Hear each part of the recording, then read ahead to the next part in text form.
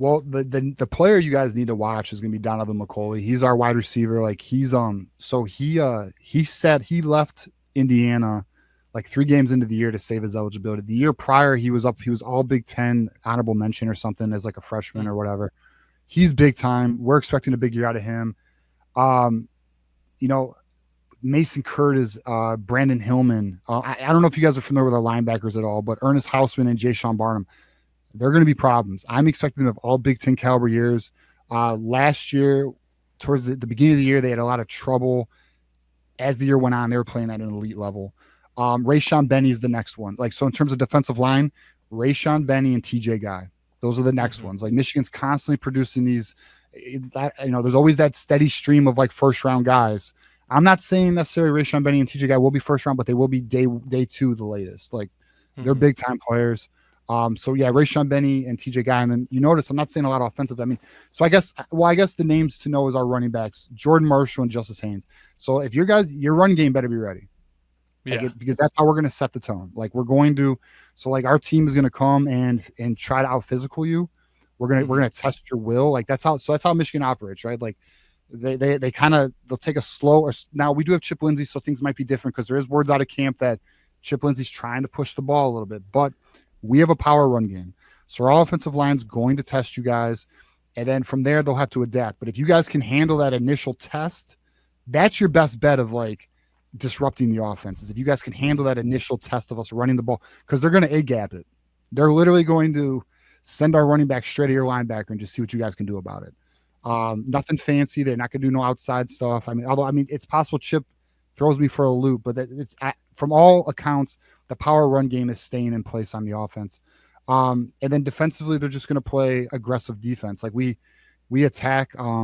We blitz. So one of the things that makes our defense so complex is our coverage disguises our NFL like quality coverage disguises. This is why when we play Ohio State or we play Alabama or any of these like top or when we played against Washington in the national championship game, they don't know what's going on because these quarterbacks have never seen these coverage disguises. It's been so we have a Baltimore Ravens defensive scheme. We've had 3 defensive coordinators.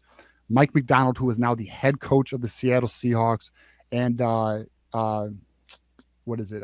Jesse Minter, who is now the defensive coordinator for the Chargers, who won Defensive Coordinator of the Year. He had like the best defense in the NFL last year. So like this defensive scheme, and then Wink Martindale is our current defensive coordinator, who literally created this scheme for Baltimore in 2015. Hmm. So he's now our defensive coordinator. So that's what makes us difficult. But yeah, I mean the players I mentioned, those are kind of the ones that are, I would argue, need to know names going into this Awesome. matchup. Right. I mean, that's kind of, you hear me say, shutting down the running game.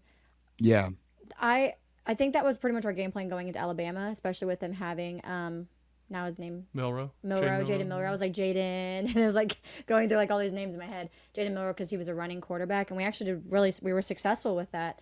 So I'm hoping we have that same type of tenacity. And it Hmm. seemed like for a lot of the teams, we did pretty well on run defense overall. It was just We we'd give can't up. score. I mean, you We couldn't. couldn't score. Our offense for South Carolina was giving up 14 points right away We were down 21-0 in in like five less minutes. than 3 minutes of game It time. was like 9 minutes and 30 seconds into the first quarter, and we were down 21-0 because we gave up. There was an interception, then a long, then a And it was a fumble to a touchdown and an interception to a touchdown, I believe. yeah, both of them. But it was wild, And man. It like was the wild. longest that our defense, like the longest defensive play, essentially, I think that there's only one time that South Carolina even had to go more than 40 yards because our offense was just giving it right back to them. There was It a was like so when we played bad. Tennessee, I was still celebrating that strip sack that who got that? I think it was Ethan Downs or one of Yeah. them that recovered it. And my friend, my brother-in-law and I are still celebrating that. And then Jackson Arnold fumbles the snap. Like I'm just like I didn't even see them get the fumble because I was still celebrating. It happened that fast. It's like what are we? yeah, How'd they get the ball I was back? actually down in like the concession area because one of my best friend was having like essentially like a heat stroke panic attack type thing, and so I was mhm, with her like let's just go to get some water, and she was finally coming. I was like, oh look, we got a we got a fumble. Let's go watch on the TVs. By the time we walked literally just like across the hall, if you will, I was yeah, like, well maybe we didn't. Maybe I misread that, and then I saw that we fumbled. I was like, you've got to be yeah, kidding. And yeah. it I was on hate. like our own like 20, 30 yard line. Like we were or Don't- Yeah. Well, So- I can't. I'm confused right now. There are just for Oklahoma, like who we got out. So how do you say? I keep jumping up. West Quad, Adams Yeah, House. Yeah, Oh, he that's actually he played for Michigan. He played for Michigan. That's In awesome. the 90s. So he's saying Yeah. we got to shut down Taylor Tatum. Really, like what's funny is the two running backs that are going to be our 1 and 2 is Jaden Knott and then Xavier Robinson. Taylor Tatum plays. I still haven't ever figured out if he actually played baseball or not. I don't think he actually did. But what my was tough God. about Tatum, he was a big recruit. number 1 running back Yes, he last was year, gonna yeah, do, out of high uh, school. We were in on baseball, him. yeah. He wanted to play baseball. Oh, I forgot all about him. Yeah. So he just, he was just so young. Yeah, he just needed another year in the weight room. Like when he got hit, he fumbled the ball. He had a fumble issue early in the season, but like he does have next level quick. Like you can tell, like there's talent there in Do terms you of think just quickness and all Tatum? that. So you don't think he's going to see the field? He's not ready. You don't think he's ready to see the He'll field? see the yet? field for sure. It's just the I just issue think is that he's going to be he'll be probably third string. He'll be fourth third string. off, we because have Javante Barnes coming Yeah. back as well. so the running backs for Oklahoma will go. Jaden Knott will be starter, then Xavier Robinson, then Javante Barnes and Tatum will probably be the 3, and it'll depend on probably game plan and how the game's going between the 2. How do you? Listen, I hope I can be wrong. I could be wrong. I hope Tatum. How do you guys feel about your offensive line? offensive side of the ball? Yeah, your offensive line specifically. Like, how do you guys feel Line. about it? Not great. Partly because I just for whatever reason Oklahoma, and maybe every team feels this way, and I just think it's Oklahoma because we all just watch our team so much. Every year we have 2 or 3 offensive linemen that are injured and missing the first couple games, or maybe like whenever they get this guy back in week 4, we'll have everyone join. It's like, can we not go through a fall camp where we don't get people just mauled, where they can actually be healthy week 1 and 2, instead of it like this coming in this year. We had that Branson Hickman for center, and he was PFF's number 1 rated center going into this year. He transferred from SMU, I believe, but a smaller school, and he breaks has a high ankle sprain the first game, and then tries to come back and breaks his ankle, I think. Somebody had a broken And arm so, or collarbone or something. Yeah, and so he can't play. We have Jacob Sexton he tears an ACL. Or We bicep. had Bicep. Hatchett. Garen Bicep. Hatchett from TCU, from Washington, one of the brothers, tears his bicep this, I think, second game, and he had to start 9 games for it because we didn't have any other linemen. So it's just I don't know enough to say, and I don't know if any OU fan really does. On paper, they should be a lot better simply because they've gotten some guys in that are pretty solid, and they just have another year of experience in lifting under them. They have Michael Fasusi, who was the number 1 tackle last year as a 5-star guy. I don't ever want true freshman linemen out there. I'm sorry, I just don't. Especially you were talking about Michigan.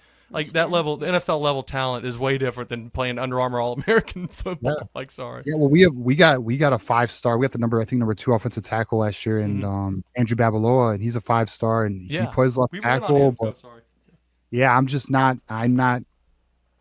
I'm not big on. You see it. Yeah, I'm not comfortable with a freshman offensive lineman. I'm just not. Although Andrew Sprague last year was a freshman right tackle. End of the year though, he played the last 2 games. Yes, he played really well. He played great actually.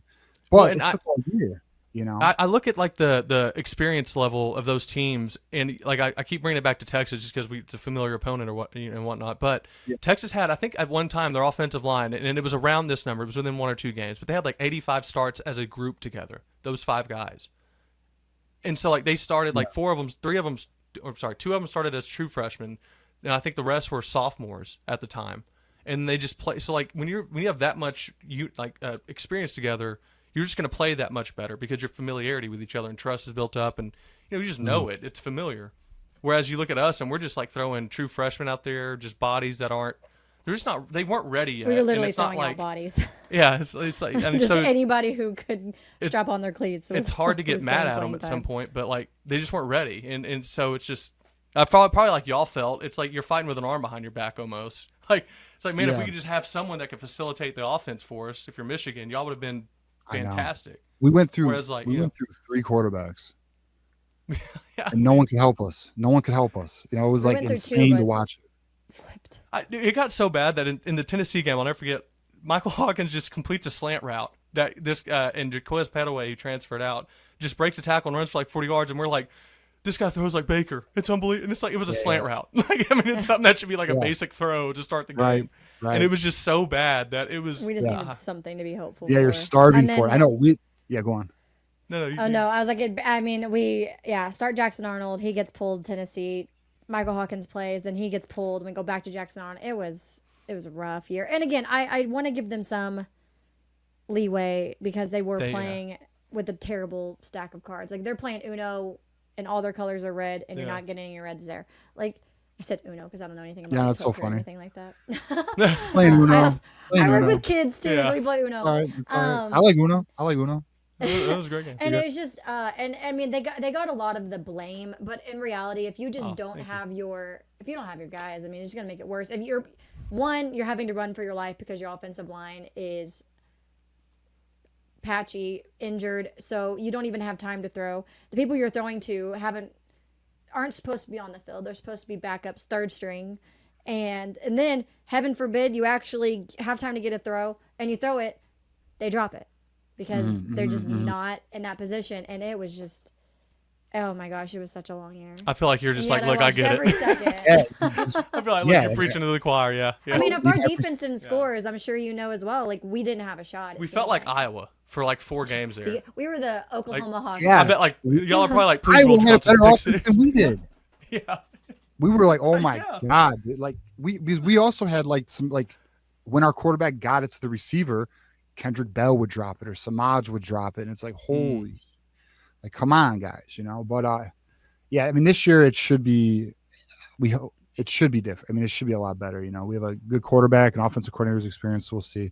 So, all right, here's a question I have for you guys is, what are your strengths that we should be aware of? And then tell us your weaknesses that we should be aware of. Strengths are certainly defensive line. Jaden Jackson's back. He was probably the number 1 freshman D lineman last year.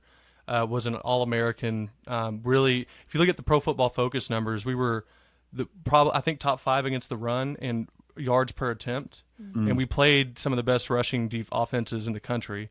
Venables is now, granted, the difference is going to be you had a Danny Stutzman who had been in that system forever. He knew how to get people aligned, and you had Billy Bowman back there as well helping with alignment, and also Ethan Downs was very good. Ethan Downs wasn't a guy that is ever going to be a long-term NFL Sunday guy, but in the college game, he was so disciplined in what he did that he helped. I mean, he would make plays. Ethan Downs was always one of my favorite players because he did his job really well. He was never flashy. He was never, like Chad mentioned earlier, who are those like sneaky guys that only fans really know about. And to me, that was Ethan Downs because when you needed him, he was there. Yeah. It seemed like he never was out of position. He was a leader too, a very vocal leader. So losing somebody like that just does their role and does it consistently is always hard to.